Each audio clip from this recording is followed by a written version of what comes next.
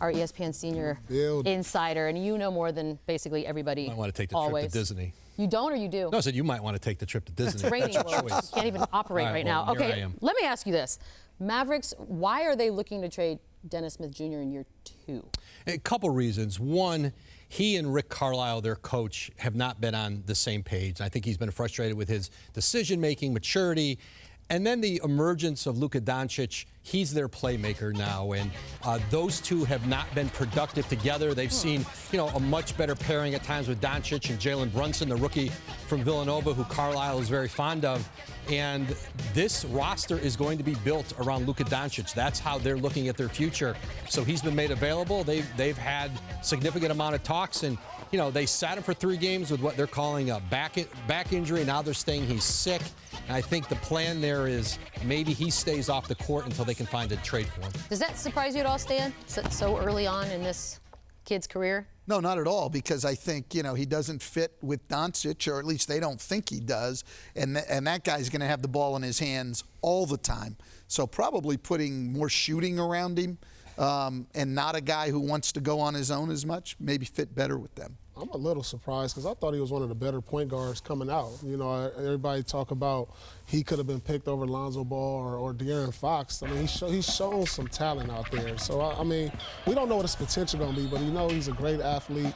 He's still learning the game. So, I mean, I don't know, would you let him develop? And how much could you get for a rookie of this caliber on this contract anyway? Yeah, and that's what they're trying to figure out. Orlando's a team, they need help at that point guard position. And is there a package in Orlando, maybe with a player who's got years and money left on his contract, maybe one of their younger players? And one thing Dallas would like to do in any deal with Dennis Smith, could they attach Wes Matthews and his expiring contract to it? I want to keep talking about trade deadline because that's obviously something we all are waiting on the calendar here. Pelicans.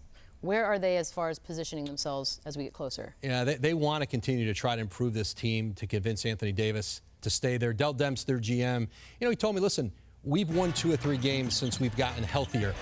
Nico Mirotic is back, Elfrid Payton, point guard, and he hasn't had a chance this year to really evaluate their whole group together. They've had a lot of injuries. They don't have a very long window to do that between now and the February 7th trade deadline. Rich Paul, Anthony Davis's agent, told me, they have not had any real substantial discussions about Anthony's future in New Orleans with the Pelicans. That Anthony's focus has been on, let's get this team back in. They're 2.5 games out of 8th place in the West. Let's try to get this, let's try to get the group back into the playoff picture.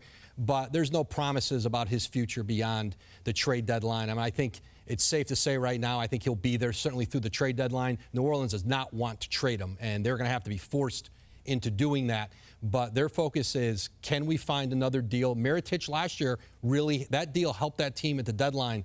I don't know if that deal's out there for them, but they're trying to find one. It's a stressful job. Well, look, I mean, I sort of, the New Orleans thing as far as the talent around him is interesting to me. So they've got Drew Holiday having a career year. He's averaging over 20 points and 8 assists. They've got Julius Randle averaging 20 points and 9 rebounds. Peyton's been out, but they're 10-3 when he plays. To me, it's not as much a talent issue as get that whole group together, guard somebody, and guard somebody. You're 4th in the league offensively, regardless of all of the injuries. That should put you firmly into the playoff race. 25th but you're 25th defensively. Yikes. Forget all this talk about talent, and as a group, commit to trying to stop someone. And listen, that's what that team did, especially in that playoff series with Portland last year. They were the last, 2/3 of the season, they were among the better defensive teams in the league, and you saw the way they went at Portland and, swept them in a series that, I think people certainly thought was going to be a long series. That group is capable, and like Stan says, I think the health and getting a chance, to see what they can be together before they've got to make a decision here at the trade deadline. I think not having Rondo really impacted that team. Oh, I think he's more valuable than people realize. Roj, love having you in studio. Move to the West Coast.